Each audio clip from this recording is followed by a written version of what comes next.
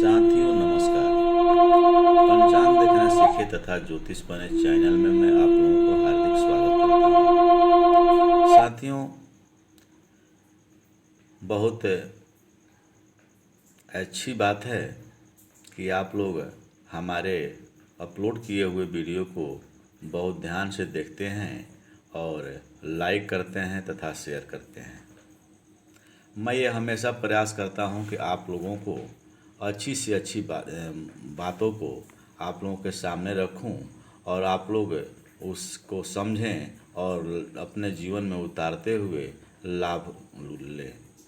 साथियों, आप ऋषिकेश पंचांग के माध्यम से बहुत कुछ सीखते हैं और मैं अन्य पुस्तकों से भी मिलान करते हुए आप लोगों के पास कुछ ऐसी बातें बताते रहता हूँ जिससे कि आपको लाभ हो।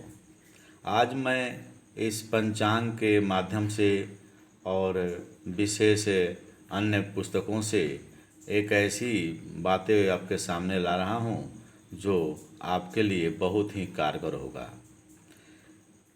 आप लोग ये जानते हैं कि पंचांग क्या है और पंचांग किसे कहते हैं। मैं पहले भी वीडियो अपलोड किया हूँ और उसमें बताया हूँ। आज हम लोग देखें और समझें। पंचांग में 5 अंग होते हैं, यानी पंचांग के 5 भाग होते हैं। पंचांग में तिथि, वार, नक्षत्र, करण, योग, इन सब अंगों से मिल करके हमारा एक पंचांग का निर्माण होता है, जिसमें आज हम देखें और सीखें कि तिथि क्या है, तिथि की गणना कैसे करते हैं, तिथि को हम कैसे समझें। तो आए हम आप लोगों को एक सरल भाषा में बनाकर लाया हूँ जिससे तिथि को समझें कि तिथि क्या होता है। तो देखें, तिथि की कुल संख्या 30 होता है, जिसमें 30 में 15 दिन का कृष्ण पक्ष और 15 दिन का शुक्ल पक्ष होता है। पंचांग में 30 जहाँ लिखा हुआ रहता है उसे अमावस्या समझें, 15 जहाँ लिखा होता है वहाँ शुक्ल पक्ष समझें, यानी पूर्णिमा समझें। हमारे ज्योतिष में ये भी हमें ध्यान देने लायक है कि हमारा ज्योतिष में भूकेंद्रीय पद्धति को मानकर, यानी पृथ्वी को केंद्र मानकर ही गणना की जाती है और ज्योतिष का विचार किया जाता है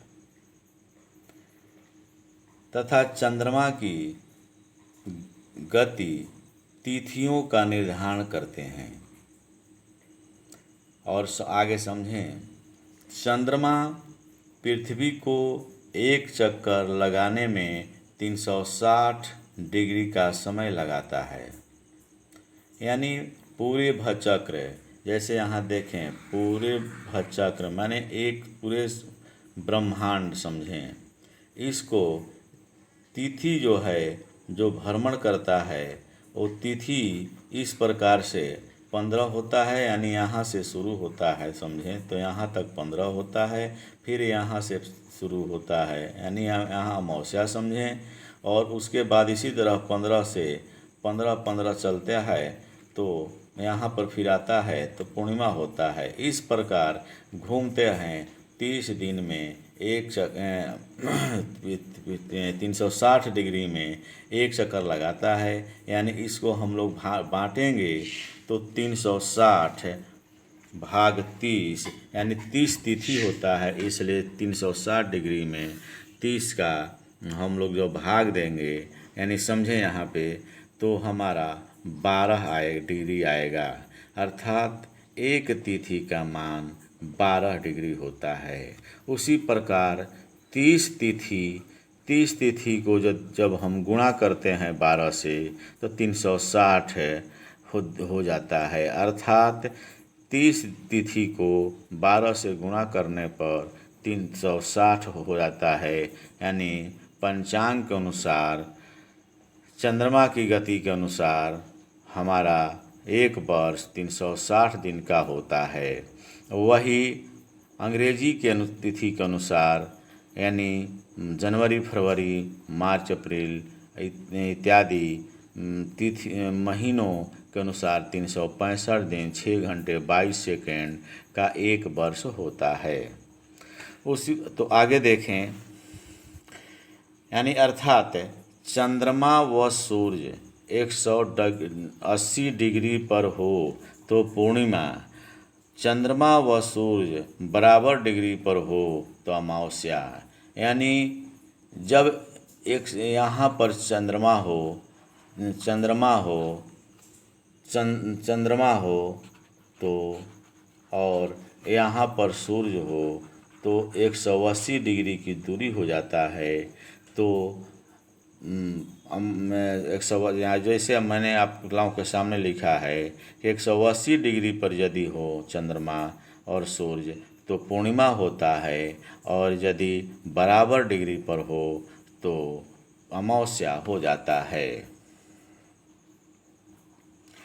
आगे देखें 180, यानी यहाँ देखें 180 भाग 12 यदि हम करते हैं तो हमारा 15 दिन निकल जाता है, यानी एक पक्ष का मान निकल जाता है। तिथि निकालने का तरीका हम लोग अब सीखें। तिथि कैसे निकालते हैं? एक सूत्र है, चंद्रमा का भोगांश माइनस सूर्य का भोगांश बटा 12। इसी सूत्र के आधार पर हमें तिथि का मान निकालते हैं कि आज तिथि कौन है। मान लेते हैं कि 280 डिग्री चंद्रमा का भोगांश है और सूर्य का भोगांश 70 डिग्री है। तो फिर उस सूत्र के अनुसार बटा 12 करेंगे और इन 180 माइनस 70 घटाएंगे तो 210 आएगा, और 210 में फिर 12 का जब भाग देंगे, यानी जैसे मैं आप लोगों को भाग दे करके यहाँ बता रहा हूँ, जब भाग देंगे तो ये देखिए 210 यानी 12 एक बार में चला गया तो 1 हुआ, और उसके बाद ऊपर से उतारे तो 9 हुआ। 9 को फिर नहीं 12 से जाएगा तो 0 उतारे तो यहाँ पर 90 हुआ। उसमें फिर 62 84 आया, फिर यहाँ पर 6 बचा और 7 बार में गया, यानी 17 हुआ।